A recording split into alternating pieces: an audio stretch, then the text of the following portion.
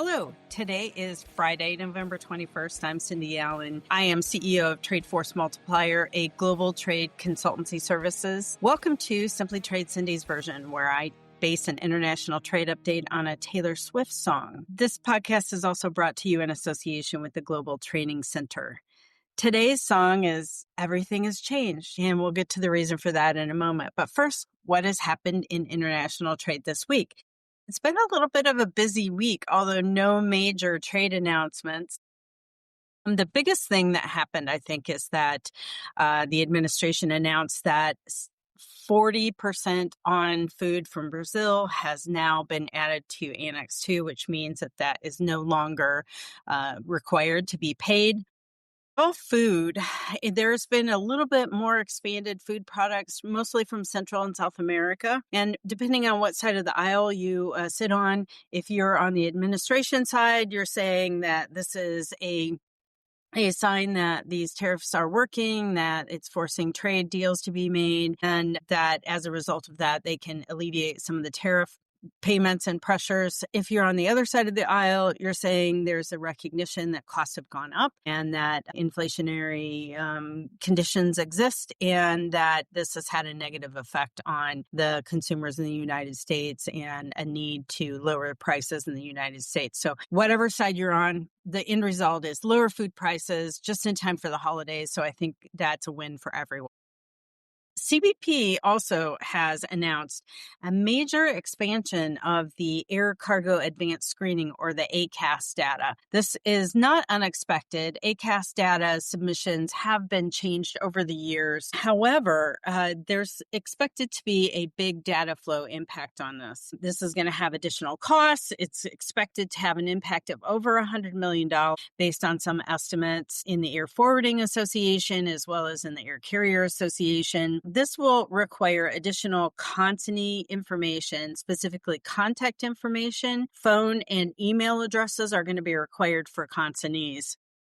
That was a conditional field before, but now it's going to be required. Also, where the goods were picked up, packed, or collected is going to be required. Those are the mandatory data elements. Among the conditional data elements, meaning that under some conditions it will be required or it will be optional, is the shipper's contact information. So their email address, their phone number, as well as account details. Who's paying for that shipment? Their contact information and the account information from the person filing the ACAS data. That's going to be really hard if you are a downstream ACAS data filer and you don't have that direct account holder information. So I believe that's why it's conditional, but we can expect to see CBP wanting to see that information. Also, the device IP address of where the order was placed, if it was placed online, or the customer that arranged for the transportation, that's not necessarily collected outside of an online environment. In an online environment, there is a lot of data that's collected. Not all of it is kept, and certainly it's not in a format that can usually be filed along with the transportation data. So I expect that piece of data to be challenging to transmit on the flow through results. So if you are ordering something online, expect that your IP address is going to be collected and possibly filed with the US government. And I don't think that that's such a big deal. I think Amazon has my IP address anyway, as well as some of the other major online retailers. They do believe that this is going to result in higher IT costs, of course, higher costs to validate the information that they are receiving, higher costs to do accuracy checks and audit checks to make sure that what you filed and collected is accurate. And that might be challenging because you may not have an ability to actually verify that information is accurate. I mean, if somebody gives you a dummy email address, how are you going to know as a freight forwarder filing that information? Also, it's going to cause workflow redesigns and disruptions if you have to collect that information now and then include it in your transmission with your what is essentially manifest data. Is that going to cause some disruptions? It's going to cause some redesign of that information. And also, how do you expand that data collection when you're taking that order in? That upfront customer impact is going to be noted as well. On top of this, TSA recently published a change to its security protocols as well. It's asking for comments. The National Customs Brokers and Forwarders Association is spearheading an effort to file comments along with the Air Forwarders Association to understand how that's going to impact the security information all the way through. So these are both very security related activities. So we're seeing security becoming even more tight.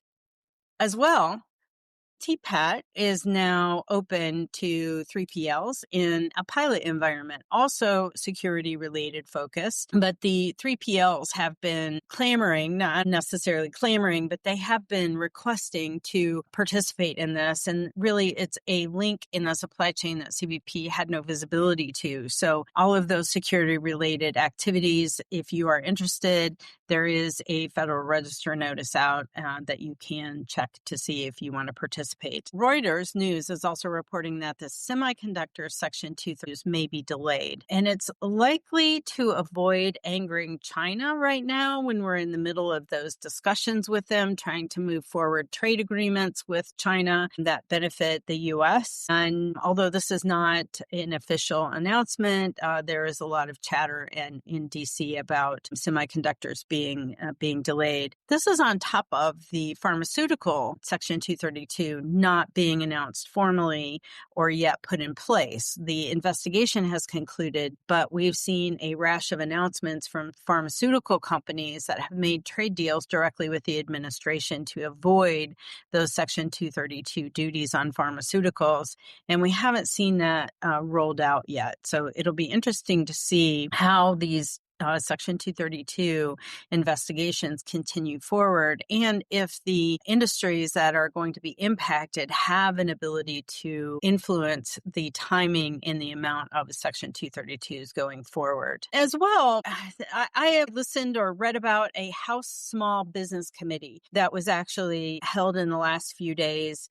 It had mixed testimony. It was on the impact of tariffs on the small businesses specifically. There were those who testified indicated that the exporters have eaten all of the tariff costs. So it's had low to no impact on them moving forward. This is not the normal situation, however. Some indicated that the volatility was the major issue. Understanding how to project for sales and costs have been extremely difficult. Some small manufacturers indicated that they didn't know from week to week if there was going to be no tariff, if it was going to be 15, 20, 15, 25 or 30 or 50%. And that volatility has cost them business, especially as they have limited ability or no ability to change pricing once a contract has been signed. And when you're talking about heavy duty manufacturing, contracts are signed sometimes years in advance. So it's very hard for these companies to affect the pricing on those contracts. And when you have a tariff of 25%, that eats directly into the profit margins of these small companies. One that was focused on steel and aluminum specifically said that it had almost eliminated some of the profit margins moving forward and had severely impacted their ability to move forward. Small manufacturing is down. We do know that. We see that in all of the reports that manufacturing is down, specifically on the small and medium businesses. The machinery shops have specifically been impacted because of the steel and aluminum tariffs, as well as the other tariffs on heavy machinery coming in that assists them in their processes. I do recommend that if you are a small business or want to understand, to actually go to the House website and look for readouts and possibly a recording of the hearing. It was very interesting to see the different points of view from the different manufacturers in all of the industries. So everything has changed from the Red Album. Why are we focusing on this? The song itself has a chorus that says, I just want to know you better, know you better, know you better now. And a few weeks ago, I talked about customs issuing 28s and 29s and how they seem to be focused more on getting information from an enforcement perspective. And I think some recent examples of that have indicated that customs wants to know your supply chain better. They want to get to know you better.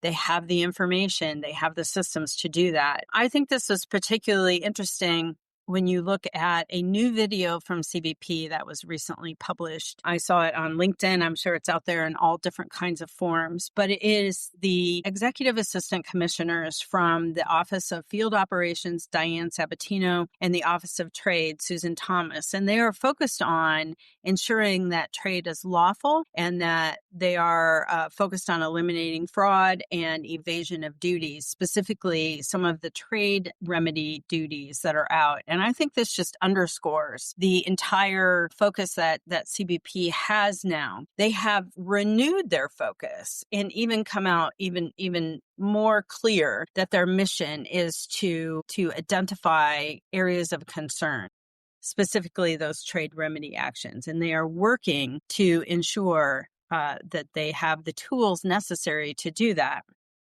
So what does this mean for you as importers, as customs brokers? Well, you're going to have to beef up your audit processes. Companies that don't have an audit process are going to be seen to be not exercising responsible care and supervision if you're a customs broker, or reasonable care if you're an importer. You need to know your supply chain. From the CTPAT and the security perspective, this is, as we've seen, these recent types of actions are going to be really important for you to know that supply chain, the physical movement of goods, and also know your value chain. Who are you doing business with? Who are you actually buying your goods from? Are they valued correctly? Are they giving you the right information that you're using to make your determinations and your classifications moving forward? Do you have enough information about the origins of those products? As we've talked about before, AI analysis tools are very prevalent in CBP, and they're using them even more now. They're continuing to invest in additional tools. We've seen lots of reports of conversations of CBP enhancing their capabilities and signing contracts with software firms that have the ability to give them the information and the analysis on that vast amount of ACE data that they've had over the past 30 years. So there is an expectation by CBP that you're going to do that as well, that you are going to have that focus. And the specific focus, I think, is on HTS classification. It's on application of the trade remedies. Have you applied the right tariffs in the right manner and paid the right amount of duty? And remember, ACE doesn't have edit checks. So customs brokers have to rely on their systems to properly file these very complex, very duty rates that have no ability to be edit checked other than your own understanding. And NCBFA, the National Customs Brokers Association, has given its members some tools to help them with that. But it is very much a manual process right now because the systems are still being developed both on customs side and some of the software that customs brokers use. Also of concern is valuation. Is the value of the good correct? This is not just true in the elimination of de minimis, where CBP is focusing on what I believe is their renewed focus on eliminating cheap Chinese goods from coming into the United States. They thought that eliminating de minimis would have a bigger impact, and it hasn't. People are still ordering online. They're still ordering goods coming in the e-commerce environment, although some of the volumes on that is down from an air perspective. We are seeing continued orders from that into the United States. So that has created an environment where CBP wants to make sure that the valuation of those goods are correct. And we're seeing that across not just e-commerce areas, but also companies who are resellers in the United States and ordering in bulk. So shore up your valuation, make sure you have visibility and can prove that from an audit perspective that those goods are valued accurately. And the last is country of origin. really, the CBP wants to make sure that there's no true transshipment of goods. And these are where you source goods from, let's say, China and bring it into Vietnam and are not doing any manufacturing processes to it, are not transforming it in any way, but merely relabeling it. That is the true definition of transshipment.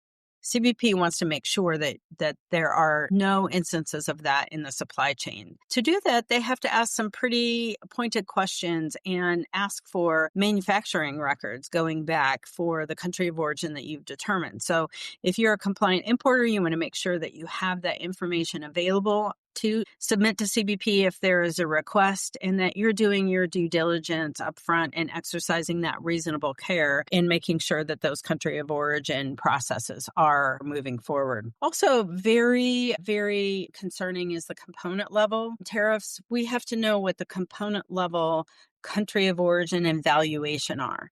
So specifically for steel and aluminum and some of the automotive, you have to know where that component was produced. And to know that, you have to know the downstream supply chain. So again, CBP has some of these tools. They have the mapping tools that make that information available to them.